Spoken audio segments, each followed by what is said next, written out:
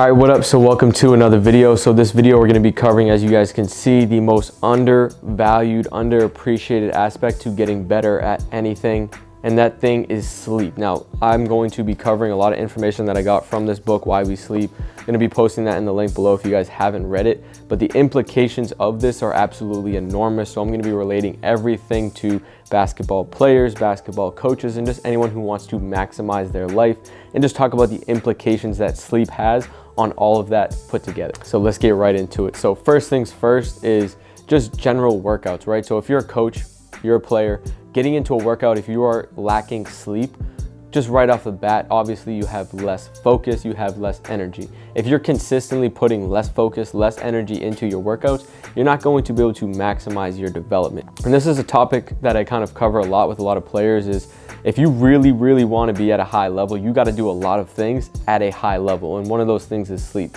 If the people that you're competing against aren't as focused on sleep, diet, all those little things, if you actually do those things, you're automatically putting yourself ahead. And sleep is absolutely one of those things that most people don't do a great job of. Most people don't really focus in on it and actually know the importance of it. So if you can do that, focus in on that, you guys are gonna be able to get one step ahead. And we're gonna talk about why that's so important here.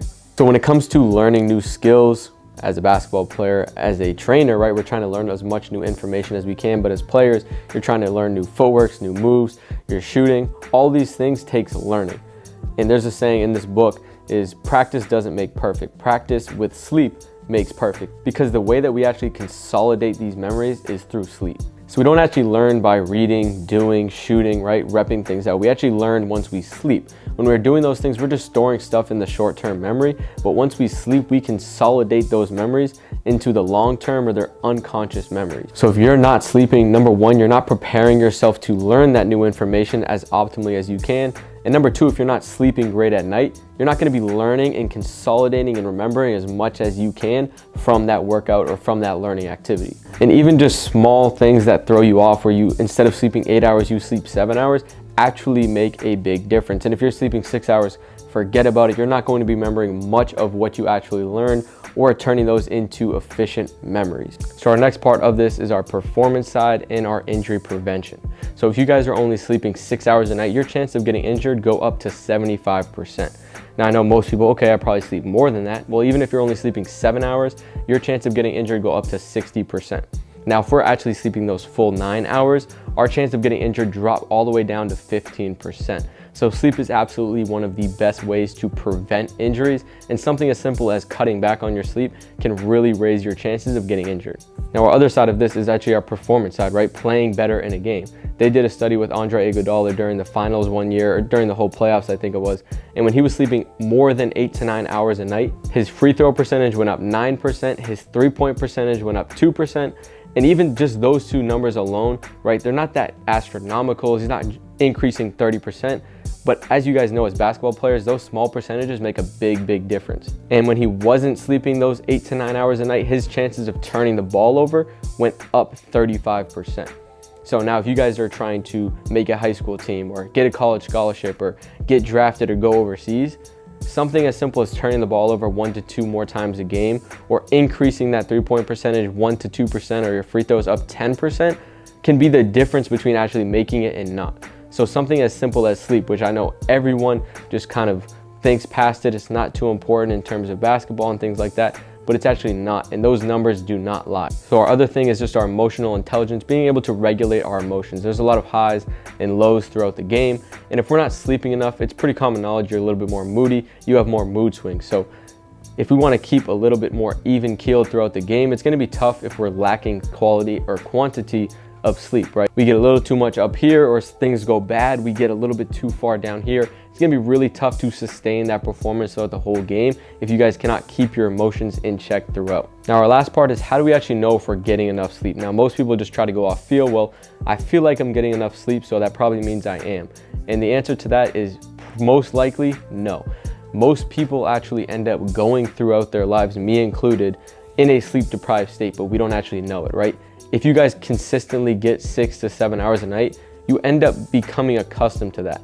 and we are never going to be able to maximize our mental or our physical side in this sleep deprived state. Whether we think we feel good or not, we're not going to be able to maximize that physically or mentally. And that kind of paragraph and phrase right there is pretty scary in general. You know how many people just go through life in a sleep deprived state and never know it, and we're never able to reach our potential because of our lack of sleep and our lack of awareness of that.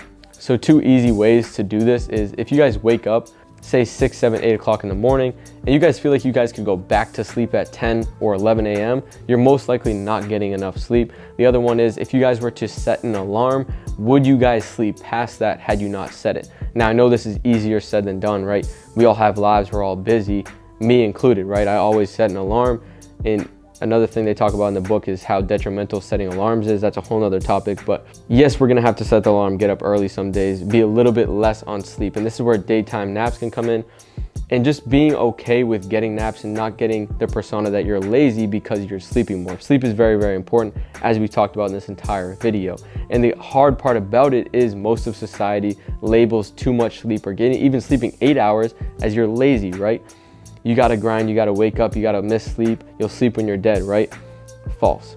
And this is something that I'm trying to get better at myself and just get over mentally, because I'm trying to reach my potential. But actually taking that time to sleep is going to help me much more in the long run, which I'm trying to get better at, and I'm sure you guys will be too. But if you guys need to, don't be afraid to take that nap. It's going to be huge in terms of learning, like we talked about, maintaining your energy, focus, creativity. So just ensuring that if you're not getting those full 8 to 9 hours a night, do get that nap during the day. I'll end it with this pretty crazy stat. So if you guys go 10 straight days with only sleeping 7 hours, which is pretty common, you're actually as sleep deprived as someone who went a full 24 hours without sleep at all. And like I said, it's tough to actually tell if you're sleep deprived when you're sleep deprived. So you may just get in that rhythm of only sleeping 7 hours a night, feel like it's not affecting you, but it really is. So this is just something you have to constantly be aware of, constantly monitor, and try to get good as you can with getting those full 8 to 9 hours a night. And like I said, I know this is tough. Society in general, we knock sleep as being lazy, taking naps. We're not really used to that kind of stuff. And speaking of naps, humans are actually made to sleep in a biphasic pattern naturally, meaning we sleep at night, nap during the day, and then repeat. And this is why we normally feel a little bit tired around 3 or 4 o'clock in the afternoon. And now that our society, we're just go, very busy, we often just completely ignore that and just push through it. And it's not a bad thing to take those naps during the day. Try to schedule it at the same time as best you guys can. But again, try to do the best job you guys can. If you want to maximize your workouts, if you want to maximize your learning, do focus on your sleep, get your full 8 to 9. If you can't, do take naps during the day. This is something that most people don't focus on. So if you guys can lock in on this, this is giving you guys an immediate edge. So I'm going to be posting this book for anyone who is curious, wants to read it. Very, very good. Talks about a whole bunch of other stuff, not just our performance and learning and things like that. Also going to be posting the link to Mastery Hoops, which is the new coaching platform me and Coleman dropped recently, talking about a whole bunch of stuff like this, the implications of sleep, how do we actually coach, train more efficiently, skill acquisition, motor learning science, anything that coaches and trainers need to actually get better at their craft, we're going to be talking about. So if you're a coach or trainer, please check that out. But I appreciate you guys for watching. We'll see you in another video soon.